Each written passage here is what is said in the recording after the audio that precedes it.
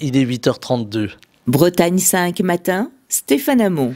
Et je disais donc ce titre de Barbara raccord avec notre invité Vincent Lemot, premier secrétaire fédéral du Parti socialiste des Côtes-d'Armor, maire de Plouec-du-Trieux, président de Guingamp-Paimpol Agglomération, qui est avec nous ce matin en direct en studio. Je l'en remercie. Bonjour. Bonjour. Oui.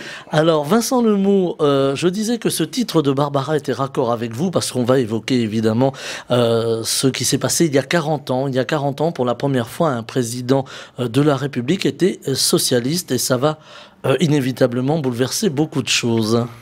Oui, il y a 40 ans, j'avais 3 ans, donc j'ai de modestes souvenirs. Mais c'est vrai, il y a 40 ans, François Mitterrand rencontrait la France avec un projet et une équipe qui allait changer la vie. C'était le slogan de l'époque, changer la vie des Français, même si effectivement dans un bilan il y a des choses imparfaites. François Mitterrand a été de ces grands présidents qui ont changé effectivement la vie de nos concitoyens avec des mesures sociales, sociétales, économiques. Et nous aurons l'occasion d'en reparler, je pense, ces jours passés déjà, mais aussi dans les prochains jours, parce que la gauche et la gauche socialiste en France a marqué notre pays. Alors, c'était pas gagné pour François Mitterrand. On était quand même dans une France à droite, on sortait des années Giscard. Alors, je vais pas vous demander l'histoire, hein, vous le disiez, vous aviez 3 ans. Ce changement, on l'a vu bien après, quand beaucoup de jeunes, et vous en avez fait partie, Vincent Lemot, se sont engagés à gauche. Ce changement a profondément marqué. François Mitterrand a soulevé le peuple français dans son espérance. Elle attendait, je pense, depuis l'après-guerre, des signes d'ouverture et de changement d'état d'esprit d'une France qui était très conservatrice, qui était restée dans un certain moralisme, entre guillemets, qui a même fait chronique il y a quelques années quand Nicolas Sarkozy a dit qu'il fallait changer cet état d'esprit de mai 68, alors que l'aspiration de la France et des Français et des Français, c'était vraiment d'aller sur un autre champ de vie sociale et sociétale. Et François Mitterrand, je pense que c'est le président qui a vraiment été en adéquation avec les espérances de notre pays dans les années 70. Mais on partait de loin. La gauche était très désunie. En 1965, 1969, même si Mitterrand était candidat à l'élection présidentielle de 65, la gauche était éparpillée. Il n'y avait pas de volonté de rassemblement. Et Mitterrand, avec sa conviction et avec la force, ou avec la forte détermination qu'il avait, il a réussi à mettre autour de la table les radicaux de gauche, les communistes et les socialistes. D'une certaine manière, voilà, il a créé les conditions de la victoire, la question de l'unité, du rassemblement. Et il avait créé ces conditions déjà, j'allais presque dire bien avant, hein, presque 10 ans avant, avec le congrès d'Épinay en 71. Voilà. Rassembler d'abord son parti, les mouvements socialistes, sociodémocrates, et ensuite rassembler la gauche pour en faire son unité en 77. Fallait-il avoir un tempérament? Il l'avait. François Mitterrand n'était pas un être facile, c'est un être complexe. Inlassablement réussir le rassemblement. Et un homme avec peu de paroles, hein, peu de paroles avec les autres, c'est-à-dire qu'il disait très peu, il est très synthétique, mais alors avec la justesse et la pointe de finesse qu'il fallait pour remporter l'accord de son partenaire. Et effectivement, à l'époque, faire discuter le PS et le Parti communiste français, il fallait beaucoup de temps, beaucoup de patience et les mots justes pour faire en sorte que ces rassemblements puissent se faire. Et on arrive à mai 1981, et cette victoire de François Mitterrand, il a laissé tomber quelle histoire? Dans le sens...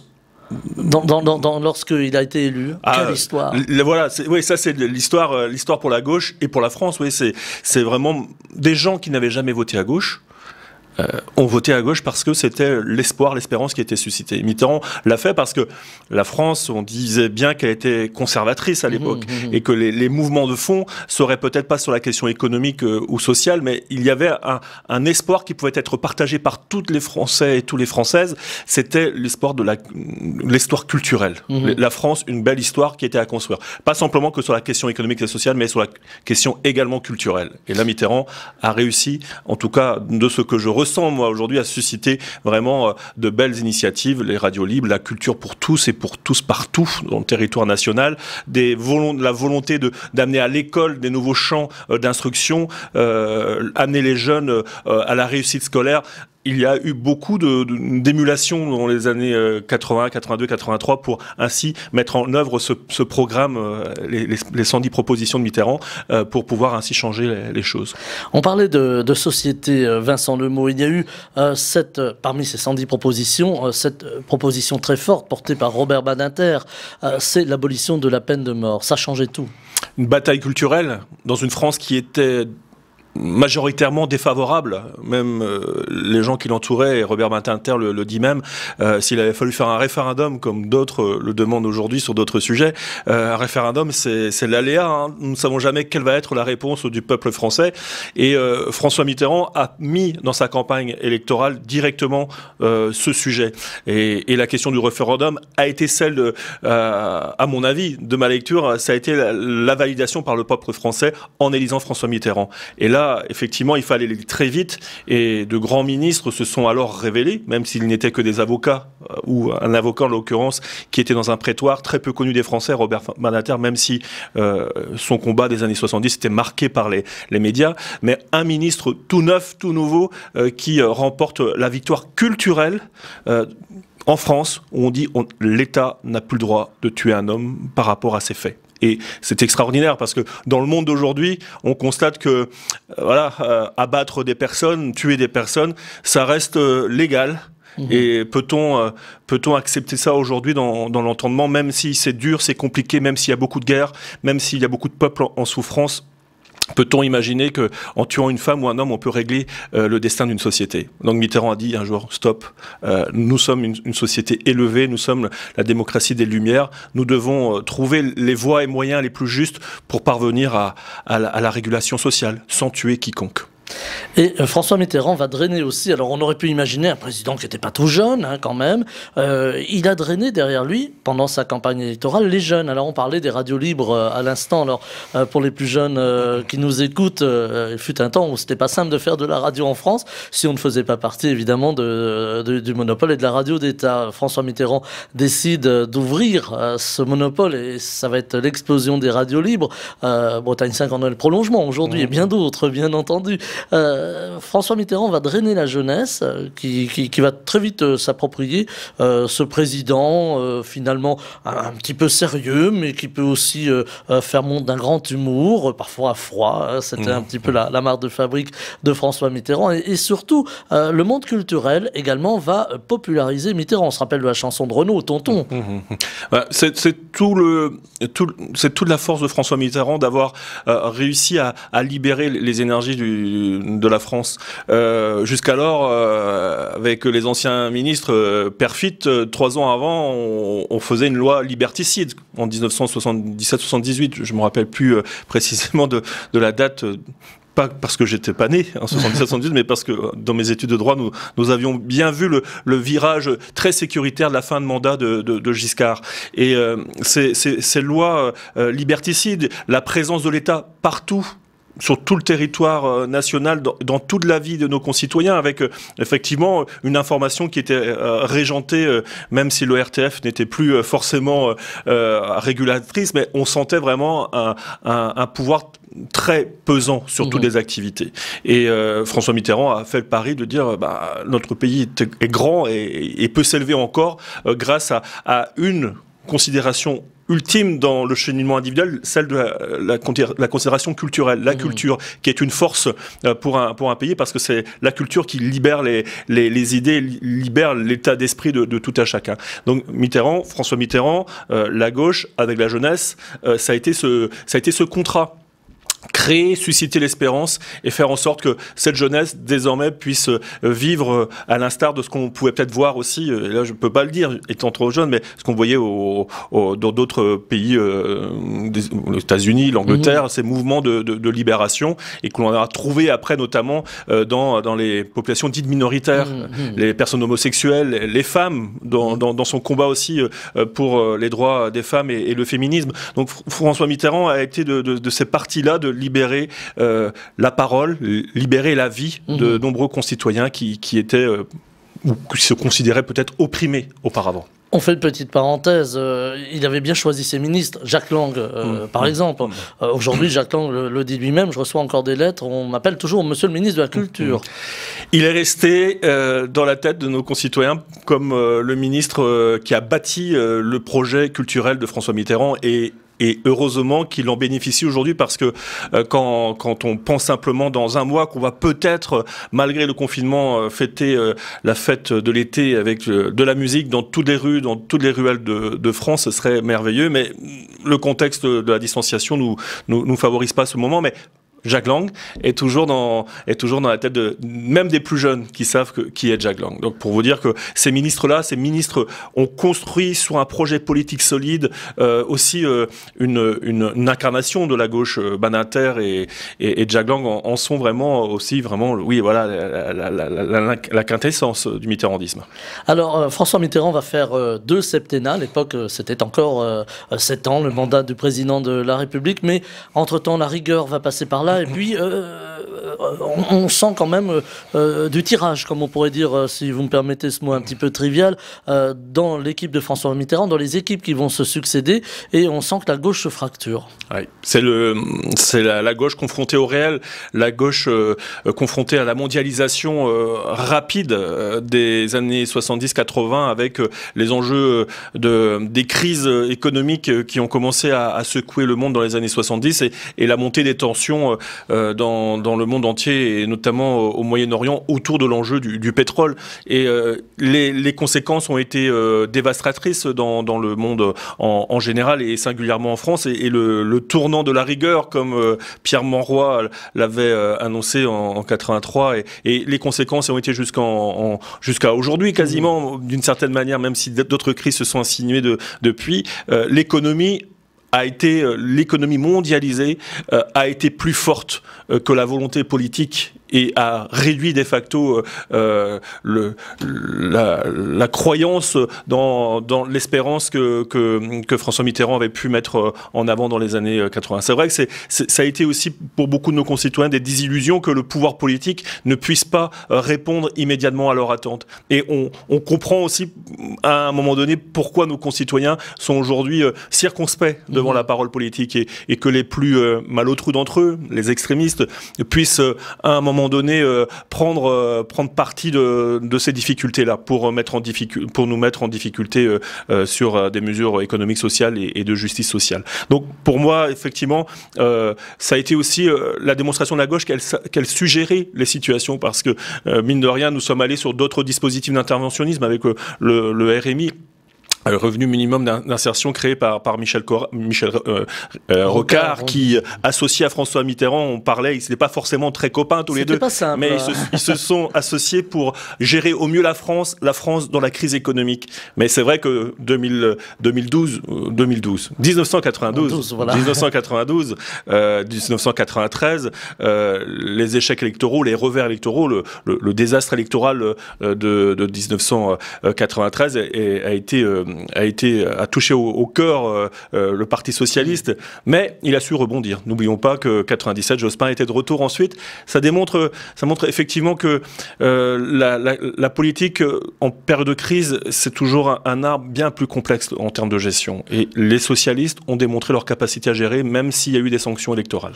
Alors François Mitterrand, c'était aussi un homme qui lisait beaucoup, qui était très empreint de culture. Hein. On évoquait tout à l'heure la culture à travers son ministre Jacques Lang, mais François Mitterrand était un homme de culture. C'était un homme aussi de réflexion, homme complexe, hein, je le disais en commençant. Et il avait des conversations et un jour, il lâchera, je crois que c'était à Pierre Péan à vérifier, après moi, rassurez-vous, il n'y aura plus que des comptables. D'une certaine manière, il prenait en considération la dimension mondiale qui fait que la France toute seule, entre nous, Français, Françaises, on a de quoi faire, mais dès lors qu'on est dans un environnement complexe, on a besoin de personnes pour répondre à ces complexités. Et on s'est tourné peut-être trop facilement, trop vite vers les technocrates, les techniciens de l'administration, de la gestion. Et ce qui peut être le ressort de la gauche, quand on peut lire à contrario le propos de François Mitterrand, dire qu'il n'y aura que des comptables, oui, mais si l'on offre une alternative à nos concitoyens avec des personnes qui ont des convictions et de la parole forte, on peut contrebalancer, je pense, toute logique comptable, toute logique administrative, suradministrée. Et il nous faut effectivement il nous faut des élus, il nous faut des militants et des militantes qui n'aient pas peur de porter une parole, et pas simplement la parole dans la complexité, mais la parole dans la conviction. Et c'est là, effectivement, François Mitterrand a raison. Le jour où on laisse les comptables, les administratifs, les techniciens faire à la place des élus, effectivement, il n'y aura plus de grands projets, il n'y aura plus de grands dessins pour notre pays. Et alors, François Mitterrand, c'était aussi, je disais, la complexité du personnage. Il sortira un livre sur la vie de François Mitterrand. Ce livre où on parle de cette fameuse histoire de la Francisque et des amitiés complexes. Là aussi, on pense à René Bousquet. Est-ce que ça a écorné l'image de ce président quelque part clivant, on le dirait comme ça aujourd'hui, mais aussi consensuel? C'est arrivé sur le tard, parce que sur le tard, l'information a été libérée et toutes les paroles ont pu être ainsi rapportées. C'est vrai que ça a dû, je pense, secouer nos concitoyens et nos concitoyennes qui ont eu aussi une vision très exaltée de la fin de la guerre 39-45 et des rapports des Français et des Françaises avec l'occupant. Mais la parole s'est libérée et je pense que c'était bien cela qu'il fallait faire pour pouvoir ainsi apaiser une histoire qui était très ombrageuse, très fermée, très noircie et qui faisait que beaucoup de Français étaient mal à l'aise aussi avec le sujet. Donc le fait qu'un président ait pu laisser la parole se faire autour de son passé, c'était d'une certaine manière aussi laisser la France faire son travail sur son passé de 39-45. Et là, François Mitterrand, il n'a jamais contesté quoi que ce soit, et il a laissé cette parole libre. Voilà. Sans parallèle à la France libre, mais cette parole libre ainsi à la presse, aux médias, aux écrivains, et ainsi à chacun de se positionner sur son passé. Alors la presse n'était pas toujours tendre avec François Mitterrand, la presse d'opposition, disait-on, encore à ce moment-là. Et pourtant, il y aura un secret bien gardé, c'est Mazarine. François Mitterrand avait une liaison avec Anne Pinjot, est née Mazarine, la presse le savait, et à cette époque-là, eh bien, on n'en parlait pas. Et aujourd'hui, ça ferait les choux gras de tous les magazines à sensation et people. Donc, d'une certaine manière... Voilà, c'est à peu près le même constat que je faisais à l'instant concernant les passés troubles durant la guerre, du moins au départ de la guerre. C'est effectivement que la parole est aujourd'hui libre. À l'époque, le respect de la vie privée par les médias, par les journalistes, c'était un élément sacro-saint d'une activité professionnelle déontologique. Effectivement, les choses se sont sues aussi naturellement d'une certaine manière. La question de la Francisque, la question de sa fille cachée, entre guillemets, alors qu'il ne la cachait pas forcément, parce que je crois savoir que, bon, il y a beaucoup de photographes qui tournaient autour de François Mitterrand. Et, oui, l'histoire était connue. Tout le monde le savait, mais il y avait ce côté respectueux vis-à-vis du personnage qui laissait les personnes aussi, du coup, dans une position distanciée de respect. Et c'est là où on voit un autre personnage de François Mitterrand, effectivement, c'est ce respect et qu'il attendait du coup des autres également. Et à l'époque, dans les années 80, on faisait effectivement un travail respectueux des personnes et de leur dignité. Alors le temps passe très vite, Vincent Lemot. Alors on va parler du présent. Je voulais juste, pour terminer sur François Mitterrand, avoir votre regard en fait sur le passé. Et ce regard sur le passé, c'est préparer l'avenir. C'est que reste-t-il de l'héritage de François Mitterrand aujourd'hui ?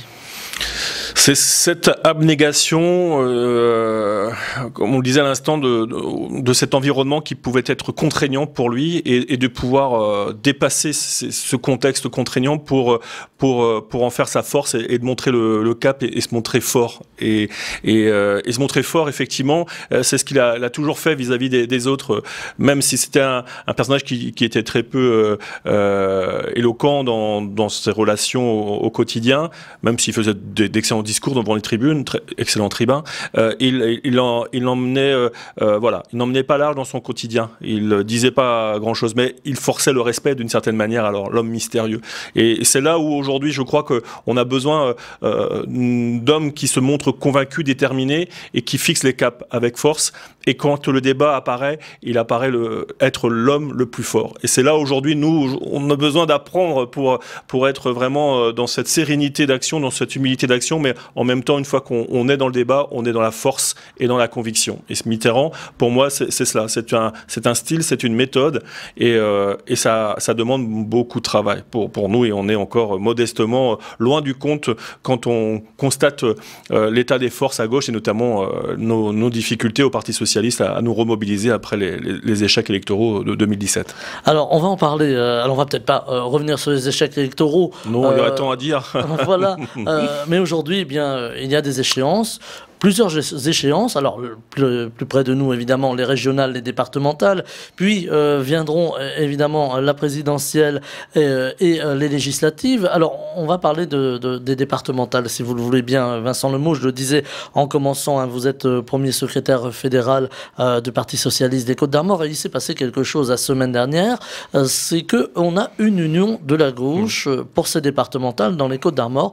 Alors à l'exception de l'UDB qui n'a pas pu trouver un terrain d'entente avec cette union de la gauche et la France insoumise, toutes les forces de gauche se sont mises ensemble avec leur diversité, leurs difficultés parfois à dialoguer entre elles pour essayer de faire gagner la gauche. Est-ce qu'il est temps de faire gagner la gauche aujourd'hui ? C'est le vœu en tout cas que je fais, c'est que la gauche se rassemble ici en Côtes-d'Armor, mais partout ailleurs, pour donner une nouvelle espérance à notre pays. Et c'est bien là le message que je reprends de François Mitterrand, et repris par François Hollande hier au Creusot lorsqu'ils étaient réunis pour quelques camarades qui ont vécu cette épopée Mitterrand. C'est vraiment de susciter l'espérance grâce à un projet et grâce à une force politique. Et la force politique, c'est pas le PS tout seul, c'est pas les Verts tout seul, ce n'est pas l'UDB toute seule, ce n'est pas le PC toute seule, ce n'est pas Ensemble sur le territoire, et je pourrais dire Génération et Place Publique, seule et Nouvelle Donne, si je ne l'oublie pas, pour pouvoir ainsi traduire cette espérance de nos concitoyens. En Côtes-d'Armor, en Bretagne, la gauche réunie, elle est majoritaire. Elle peut gagner, finalement, et elle peut gagner, et elle peut gérer, elle peut transformer la vie de nos concitoyens et nos concitoyennes. Parce que derrière le pouvoir, c'est pas qu'une quête, le pouvoir, c'est aussi après une conquête tous les jours pour des droits, des obligations, certes aussi, pour faire en sorte de transformer la vie de nos concitoyens et nos concitoyennes. Oui, le rassemblement aujourd'hui en Côtes-d'Armor a été fait, et reste à faire le plus important, la conquête de la majorité au conseil départemental, mais il n'y a jamais eu un tel accord en Côtes-d'Armor. Il y a eu des accords très circonstanciés sur un canton, sur 2 cantons, mais sur les 27 cantons, nous nous sommes mis d'accord sur le sort réservé à l'Union dans chaque cas, dans les 27 cantons du département. Donc oui, c'est un accord historique, et je pense que c'est la bonne démarche pour dire à nos concitoyens, déjà à l'occasion d'une élection départementale, la gauche est capable de se réunir. Et c'est l'exemple, à mon avis, qu'il faut mettre en valeur à tous les niveaux, au niveau régional, au niveau national. On est capable de s'entendre. La gauche ne restera pas la gauche la plus bête du monde longtemps. C'est difficile au niveau régional. On a vu cette scission juste avant que les uns les autres annoncent leur candidature. Loïc Chenet-Girard, candidat donc à sa succession, candidat de gauche, et il se revendique du PS. Et puis son premier vice-président, Thierry Burlot, qui lui a choisi la bannière, on va dire, LREM, même s'il s'en défend un petit peu, mais quand même soutenu par la majorité présidentielle. Est-ce que c'est regrettable qu'il n'ait pas pu avoir une union forte ? Je ne crois pas que Thierry Burlot ait été son premier vice-président, c'était Jean-Michel Boulanger. Jean-Michel Boulanger, pardon. Il doit être dans les 10e voilà, vice-président, voilà. C'est les conséquences de 2017. Thierry Burlot a choisi de rester dans le combat de 2017 et des présidentielles, pensant qu'il pourrait conquérir peut-être le pouvoir sur la stratégie mise en place par Emmanuel Macron et Richard Ferrand par La République En Marche. Aujourd'hui, on est en 2021, les conditions ont changé, et je regrette la position de Thierry Burlot d'avoir choisi de quitter sa famille politique, voire même de trahir certaines personnes, et je pense être un des premiers concernés, parce que la parole est importante, et j'aurais aimé entendre Thierry Burlot, avant qu'il ne s'en aille du Parti socialiste en décembre dernier, m'expliquer les raisons pour lesquelles.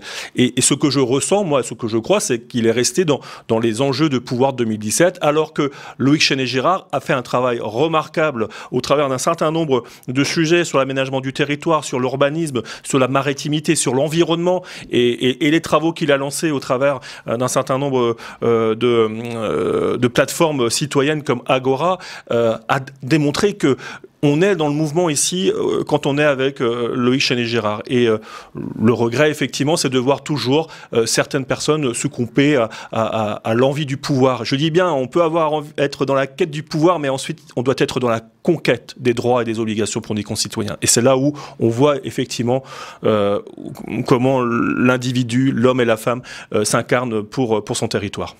Il nous reste une toute petite poignée de secondes, vraiment une toute petite poignée de secondes.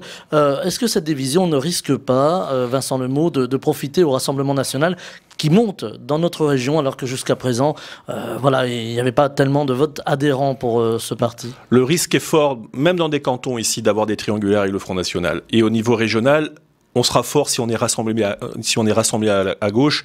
Et là, il y a encore du travail à faire. Eh bien, Vincent Lemot, c'est là-dessus que l'on va se quitter après cette longue évocation de François Mitterrand, puisque aujourd'hui, il y a 40 ans que François Mitterrand accédait au pouvoir suprême, comme l'on dit. Merci en tout cas, Vincent Lemot, d'être venu jusqu'ici pour évoquer cet aspect historique et puis l'avenir, bien entendu. Je rappelle que vous êtes premier secrétaire fédéral du PS, du Parti Socialiste des Côtes-d'Armor, maire de Plouec du Trieux, président de Guingamp-Paimpol Agglomération, et vous êtes venu en direct en studio ce matin. Tout à fait. Merci infiniment. Merci aussi. Belle journée. Bretagne 5 matin, Stéphane Hamon.